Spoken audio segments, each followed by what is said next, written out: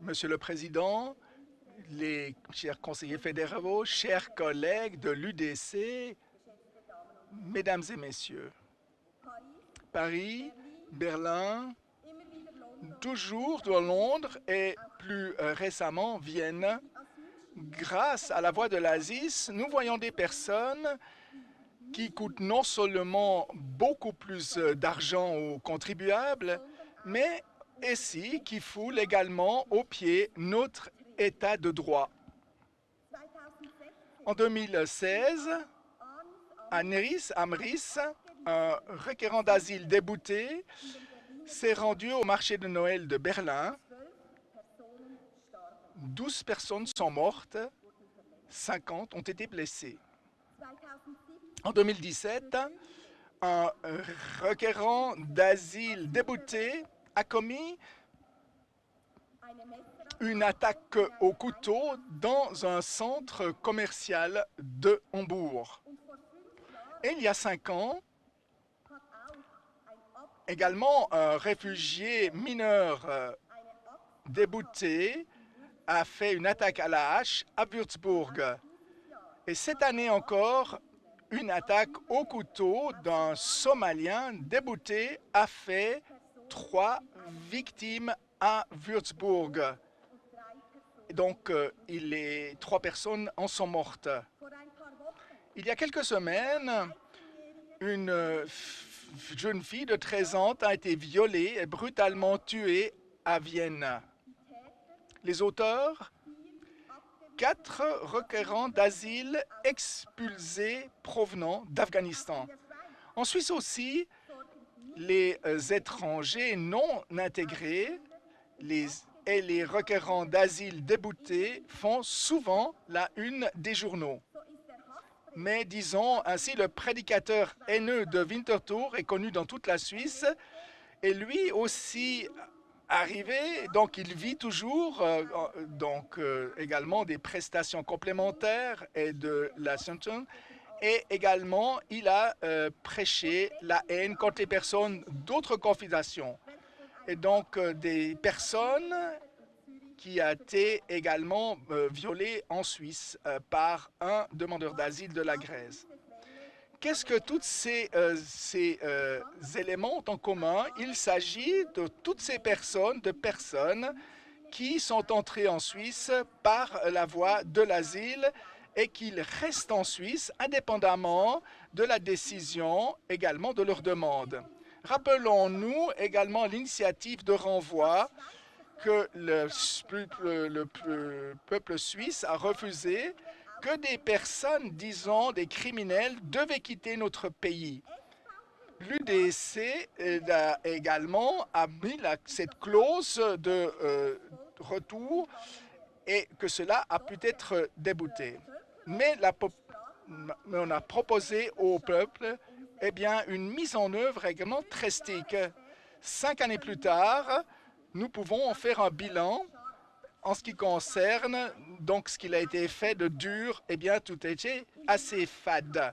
Dans la plupart des cantons, 6 requérants sur 10 sont expulsés du pays, ce qui signifie que 40% sont toujours des cas de rigueur. Le dernier canton est Neuchâtel, où seulement 2 personnes sur 10 sont expulsées du territoire. Et même si un renvoi est prononcé, mesdames et messieurs, cela ne signifie pas pour autant que cette personne quitte effectivement la Suisse.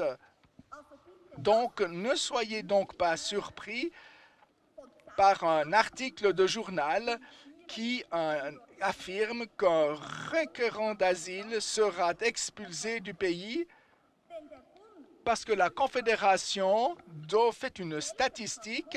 Quels sont les cantons qui émettent un ordre d'expulsion, mais il n'y a pas de chiffre sur l'exécution effective de cette expulsion et il n'y a pas de chiffre à ce sujet.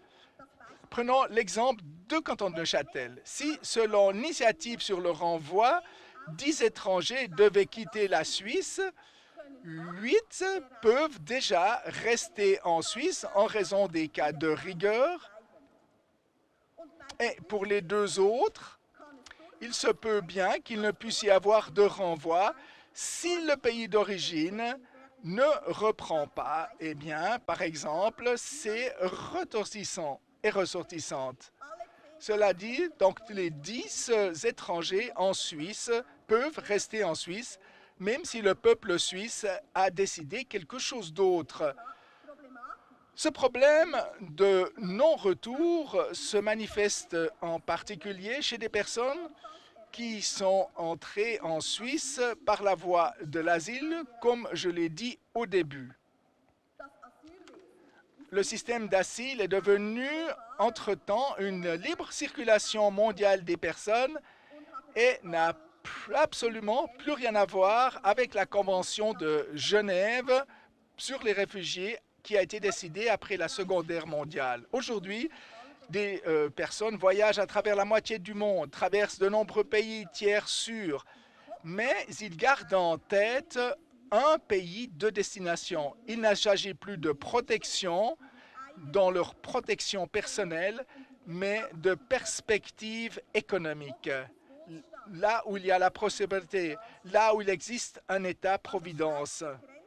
À la fois arrivé à la frontière suisse, le seul mot asile suffit et ils reçoivent gratuitement le gîte et le couvert.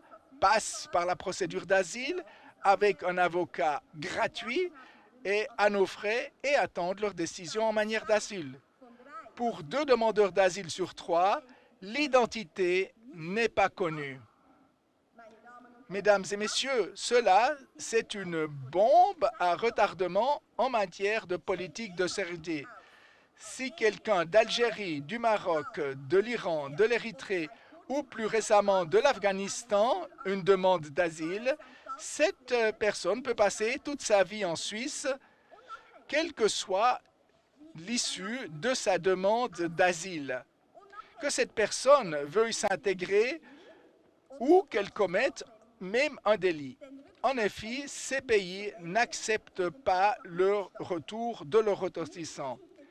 Les non-intégrés exploitent nos états de droit de manière éhontée et nous dansent sur le ventre, autorité, justice et population comprise. Le récurrent comme érythréen qui, en 2019, qui a poussé une mère sur les rails de chemin de fer avec son fils de 8 ans, tuant l'enfant, peut rester en Suisse toute sa vie. C'est scandaleux et intolérable que des personnes qui viennent en Suisse, qui demandent une autre protection, puissent commettre des crimes dignes de barbares. Que des milieux de gauche tentent de blâmer les victimes, disant, c'est en fait le sommet de l'ascension. Et par une tolérance déplacée, ils essaient de présenter les coupables comme des traumatisés.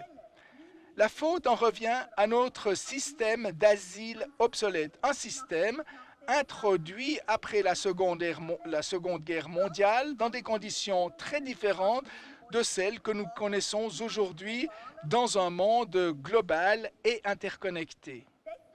C'est pourquoi il est grand temps de renoncer et de réformer ce système. Le Danemark, membre de l'Union européenne, et avec un gouvernement de gauche, le démontre que c'est possible. C'est dans cette direction que l'UDC interpelle le Conseil fédéral.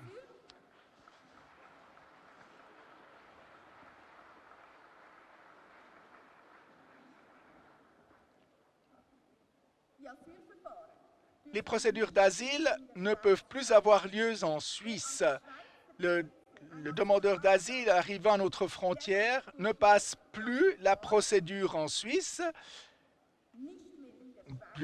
comme je l'ai dit, mais est transféré dans un pays tiers sûr. C'est là qu'il suit cette procédure d'asile. Si la décision est négative, il doit retourner dans son pays d'origine. S'il est effectivement reconnu comme réfugié, il bénéficie d'une protection correspondante dans ce pays tiers. Ce n'est qu'ainsi que l'asile ne sera plus utilisé comme une libre circulation mondiale des personnes. Ainsi, l'asile ne sera plus utilisé abusivement comme un moyen de libre circulation des personnes parce qu'ils n'ont aucun droit en tant que demandeurs d'asile, mais ils sont protégés par le système et qu'ils ne peuvent plus être transférés dans leur pays d'origine. Ce changement de système est urgent parce que la prochaine vague de réfugiés en provenance d'Afghanistan est imminente.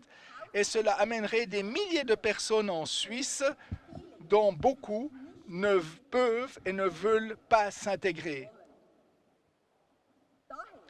C'est pourquoi il faut enfin un changement de mentalité en matière de politique d'asile et demander une révision de la Convention de Genève de l'année 1953 sur les réfugiés. L'UDC y apportera sa contribution lors de la session d'automne.